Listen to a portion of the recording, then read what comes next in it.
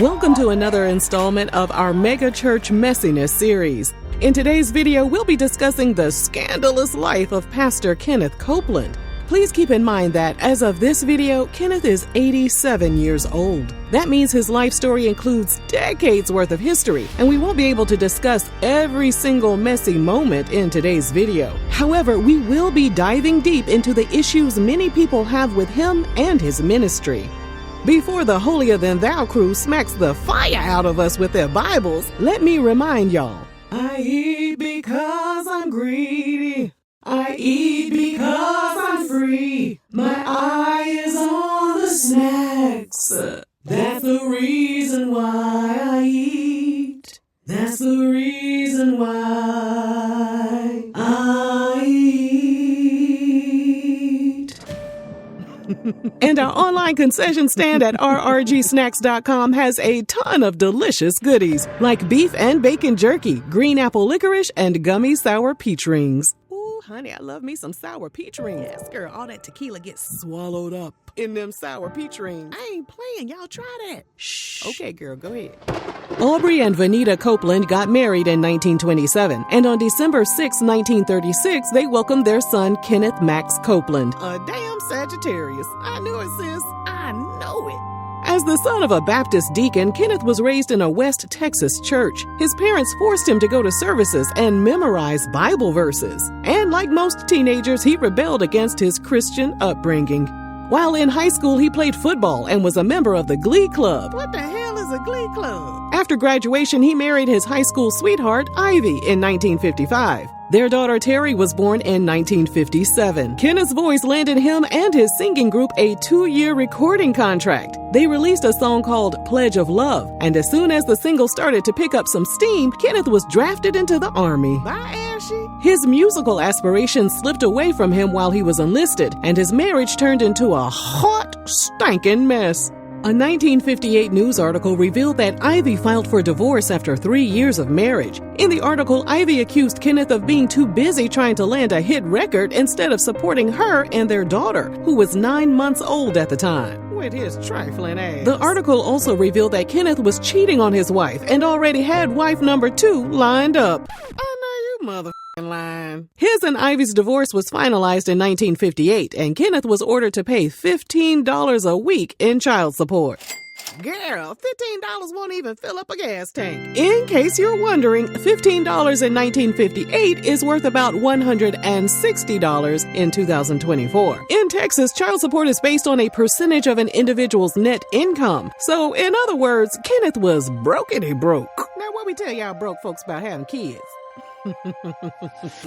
The same year their divorce was finalized, Kenneth married a woman named Cynthia. After 3 years of marriage, he was done with her ass too. Well, damn. Their divorce was finalized in 1961. So by that point, Kenneth was a twice divorced father of 1. In a blog post on the Kenneth Copeland Ministry website, he admitted that he was struggling with depression and anger. He also wondered if true love even existed. You find that out in the dating stage. You don't marry him.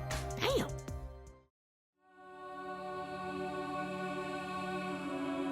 In July 1962, Gloria Neese's father introduced her to Kenneth. Gloria was a 20-year-old college student at the time, and when she first laid eyes on Kenneth, she saw a bright light surrounding him. Girl, that might have been a warning light.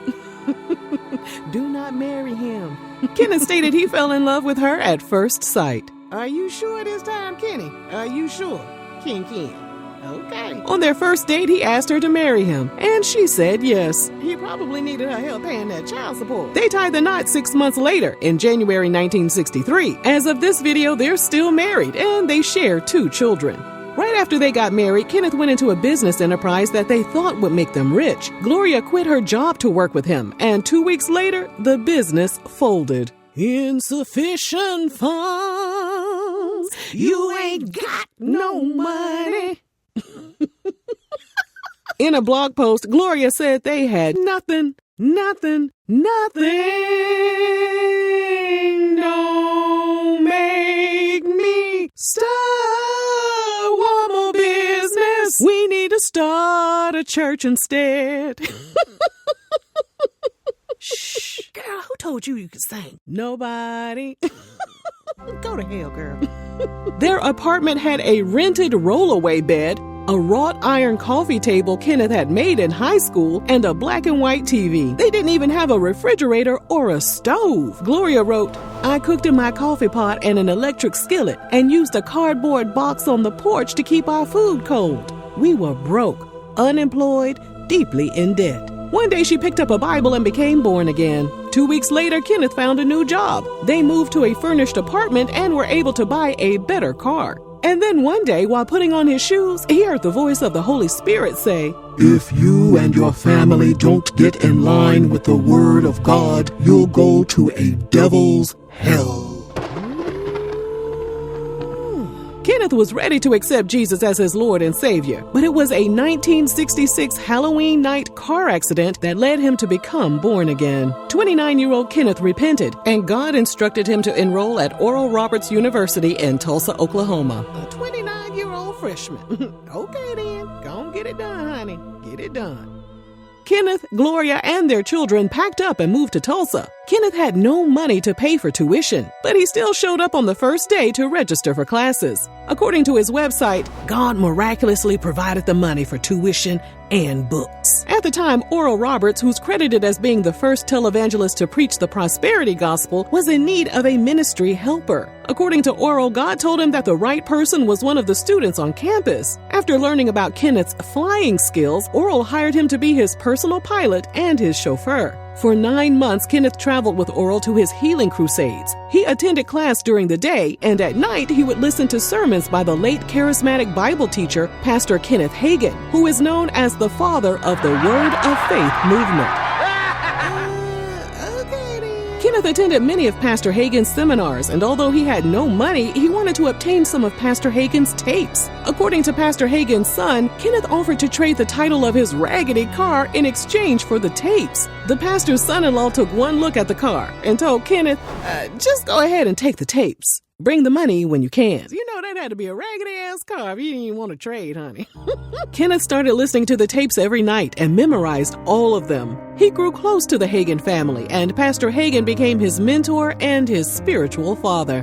In March 1967, Kenneth went to the Arkansas riverbed to pray. While there, he received God's call to ministry. On his website, he said he meditated on what God told him for months. Eventually, his fear was replaced with faith. God gave him specific instructions never to ask people for money or a place to preach. So Kenneth walked back and forth in their home while holding the Bible. Eventually, the calls started coming in. And in 1967, he and Gloria established Kenneth Copeland Ministries and Eagle Mountain International Church in Fort Worth.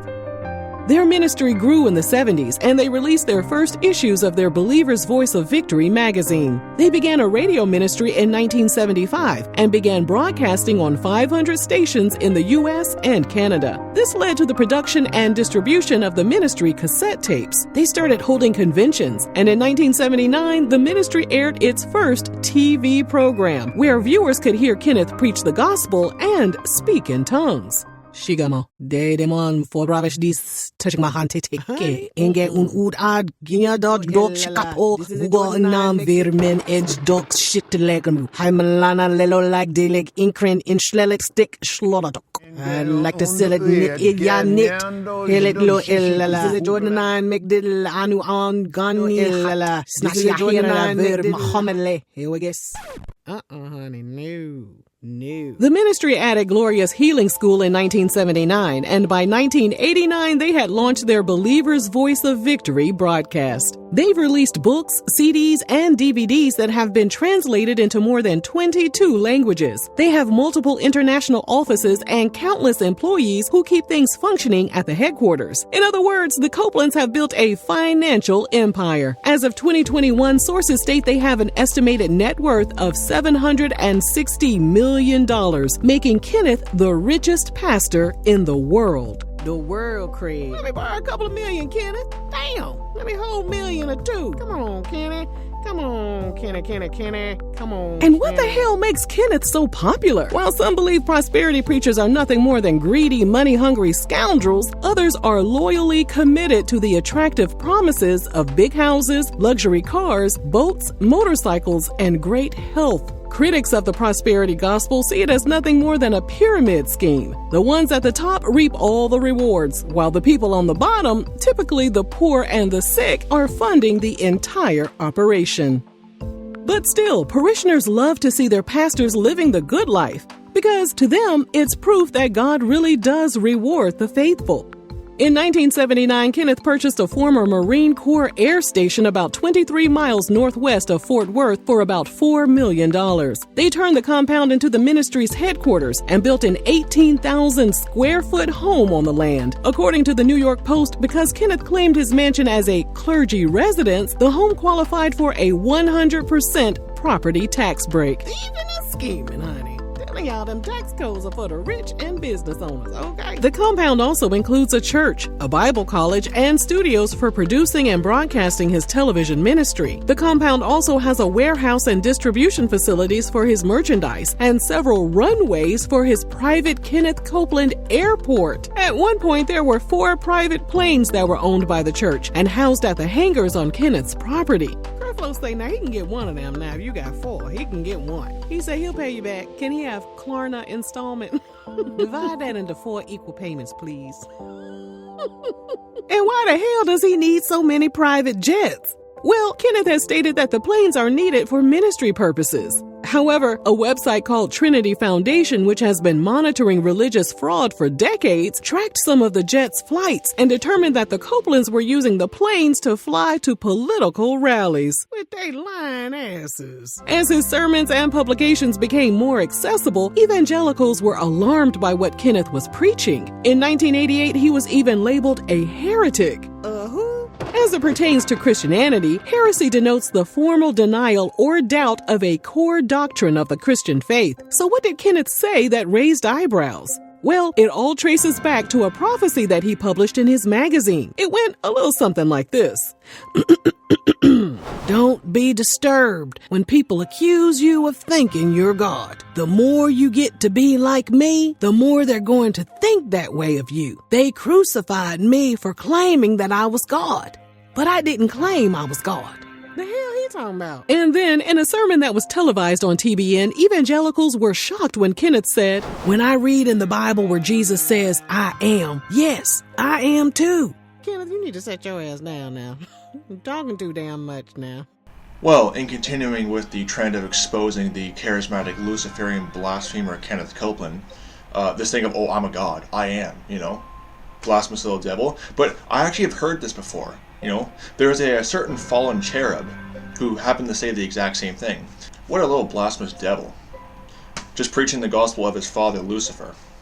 According to the LA Times, Kenneth publicly stated that he wanted to meet with critics to discuss their concerns. However, when the then director of the Christian Research Institute reached out to him to set up a time when they could chat, Kenneth reportedly ignored their attempts to meet up. Mister, let me write my prophecies down for the whole world to see and then scared to talk about with his scary self. In a 1995 property tax exemption application, Kenneth noted that he received a salary of a little over $364,000 per year, and his wife earned a salary of about $292,000 per year. He and his wife also received $87,000 each in cash contributions and almost $1 million in bonuses as members of the church's board. Damn!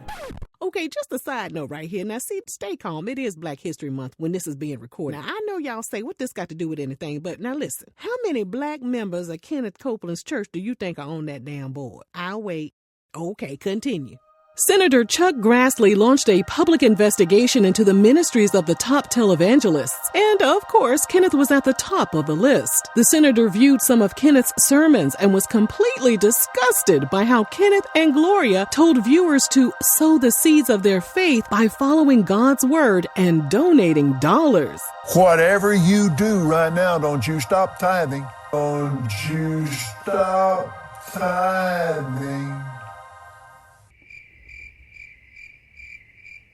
The Copelands also continuously promised a 100-fold return in happiness and wealth, so it's unsurprising that parishioners would send in donations alongside their prayer requests. Senator Grassley demanded financial records to determine whether Kenneth's church deserved its tax-exempt status. Because of the number of tithes and offerings the church was receiving, the senator wondered if the ministry's resources were being diverted into the numerous for-profit cattle, real estate, and oil companies that were tied to the Copelands. God damn. Say they got a cattle on 1,000 hills. He might be like God. He got cattle on 1,000 hills. Many of Kenneth's family members also run businesses that have close ties to the ministry, such as Gloria's brother, who was the president of a media company that purchased airtime for the church. Since churches aren't required to file taxes, the public is in the dark about how funds are really being used. However, the ministry claims they do everything by the book, and Kenneth has refused interview requests from several major news outlets. I bet his ass has. With a net worth of over $700 million, the Copelands have the ability to bless all of their members with sizable monetary gifts. Instead, the Copelands would rather tell their parishioners how they can get money on their own, with some help from God, of course. Well, who can't get help from God? But you know, God worked through people. God worked through people, okay? So how about you be the people he worked through and bless the parishioners? How about that? Just like God worked through them to bless you in the first place. In 2007, the expansion of mortgages to high-risk borrowers, coupled with rising house prices, contributed to a period of financial turmoil in the U.S. that lasted from 2007 to 2010, known as the subprime mortgage crisis. Millions of people lost their jobs. Businesses, including subprime lenders, went bankrupt. Home prices fell so much that it made it difficult for troubled borrowers to sell their homes to fully pay off their mortgages, and the U.S. economy entered a recession. You can read more about it in the link in our description box. The Atlantic website stated that many churches held financial seminars and invited subprime mortgage lenders to speak to attendees. The website alleged that the lenders offered to donate $350 to the church for every person who took out a mortgage loan. So the church was earning a commission? Wow.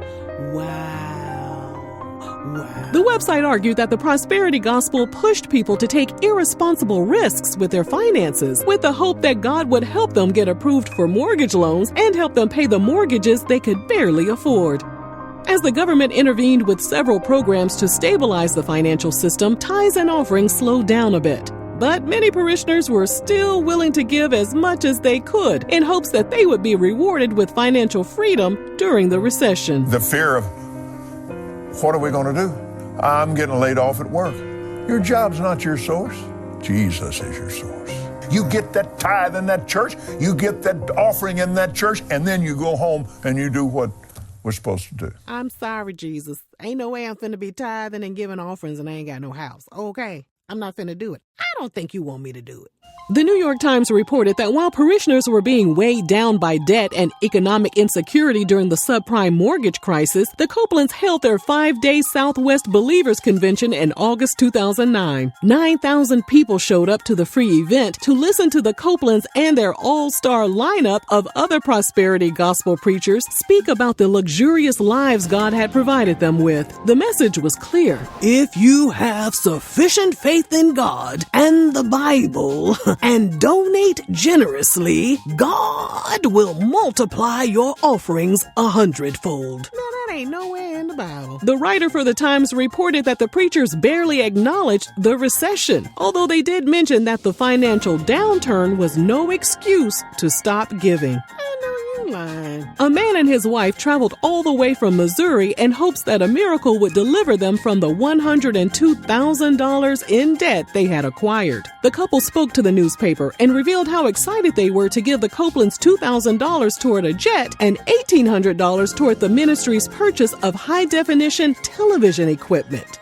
With they dumbasses. The wife said she and her husband had become partners with Kenneth Copeland. And we know you're wondering what a partner is. So we took one for the team and signed up to be partners with Kenneth's ministry. Yo, messy as hell. Wait till the secretary see real reality gossip on the roll. After After gaining access to the partner information, we discovered that a partner is required to sow into the ground of the ministry in order to reap a harvest. The consistent prayers and finances that a partner supplies help to multiply the ministry's fruit-bearing power, and in turn, the partner can expect to walk in the same blessing as Kenneth and Gloria. Okay, RRG, well, y'all remember the little people when y'all come into y'all's blessing, okay?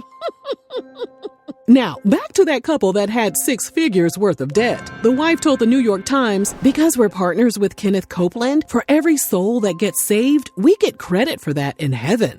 Now, bitch, who told you that shit? Jesus gets credit for souls being saved, ho. Not your ass. Maybe that's how she got in so much debt in the first place. She can't read, honey. She don't read the word. She didn't read the Bible. Honey, who? Girl. You know what I'm saying? Like you racking up points to get an upgrade to your mansion in heaven. Now, we ain't ones to gossip, but we hopped on Google and discovered that 1 year after attending the convention, the husband committed a heinous act against a 14-year-old and got his ass locked up behind bars. He's currently listed on the National Offender Registry in the state of Missouri. Guess he ain't going to heaven after all. Do his credits roll over to his wife in heaven for the souls? I'm just asking. Does he default on the credits? How does that work? We're unsure how many people push themselves further into debt due to their belief in the prosperity gospel, but we do know that between the years of 2007 and 2010, there were approximately 3.8 million foreclosures. A major spotlight was placed on the church in 2015 when a reporter for Inside Edition caught Kenneth off guard and started questioning his lavish lifestyle. The interview went viral, partially thanks to Kenneth looking crazy as hell in the footage. We'd just like to ask you about why you don't want to fly commercial. How much money did you pay for Tyler Perry's Gulfstream jet, for example? Well, for example, that's really none of your business. Tyler's one of the greatest guys. He made that airplane so cheap for me, I couldn't help but buy it. I love your eyes. You said that you don't like to fly commercial because you don't want to get into a tube with a bunch of demons. Do you really believe that human beings are demons? No, I do not. And don't you ever say I did. This dope-filled world, right? And get in a long tube with a bunch of demons. Right, that's exactly the and it's deadly. The Copelands were back in some mess in 2018 when Gloria told the church that they didn't believe in flu season. Her argument was that people of true faith don't get sick because Jesus Christ bore away their illnesses with his death on the cross. And then came the pandemic. Like most evangelicals, Kenneth proclaimed that the vaccine was the mark of the beast. The what of the what? In Revelations, the mark of the beast is described as a symbolic identifier associated with a powerful and malevolent entity referred to as the beast, or the Antichrist. The mark is said to be a requirement for engaging in economic transactions, and those without it are said to face severe restrictions. Interpretations of the mark of the beast vary among Christian denominations. Some see it as a literal mark that will be imposed in the future, while others view it symbolically, representing allegiance to secular or oppressive systems that oppose God. And as for Kenneth, he saw it as the COVID vaccine. Okay, girl. Kenneth also encouraged other ministries to find alternative ways to travel to avoid any airline-imposed vaccine mandates. Meanwhile, he was flying comfortably in one of his many private jets. You can't give your parishioners a lift? I'm just saying, you could have made up tickets and sold it to your parishioners if they had somewhere to go. Could have had a whole little side business within your church. In February 2021, televangelist Apostle Frederick K.C. Price was hospitalized with COVID-19. Kenneth released a message on Facebook that read, "I don't believe this disease can kill him." 2 days later, Apostle Price passed away at the age of 89. After all these years, Kenneth and Gloria have continued to preach that God blesses those he favors with material wealth and health. But in 2022, Kenneth contradicted himself by opening up to his congregation with some very personal information. Lord, this is gonna be messy. Hey. Remember that car wreck the Copelands were involved in back in 1966? Well, Kenneth revealed that Gloria actually suffered a traumatic brain injury during the accident. She was reportedly experiencing health issues associated with the accident more than 50 years later and was unable to attend a church service in August 2022. And while telling all a glorious little business, Kenneth revealed he had received a pacemaker at some point due to an irregular heartbeat. A writer for Trinity Foundation wrote, "These confessions are at odds with the Copelands' theology." What happened to wealth and health? Okay. But do you think their members care? Hell no. Their church membership keeps growing year after year. According to their website, they have 100,000 members and partners who continuously sow seeds into the ministry. That's 100,001 with RRG. In 2024, Kenneth will celebrate his 88th birthday. He has promised his members that he'll be standing at the pulpit preaching the prosperity gospel for many years to come. I'm committed to the Lord to live to be 120 years old. Now, after that, I'm out of here. Now, besties, if you enjoyed this video, let us know down below. And thank you. I want to say thank you. Thank you for watching RRG.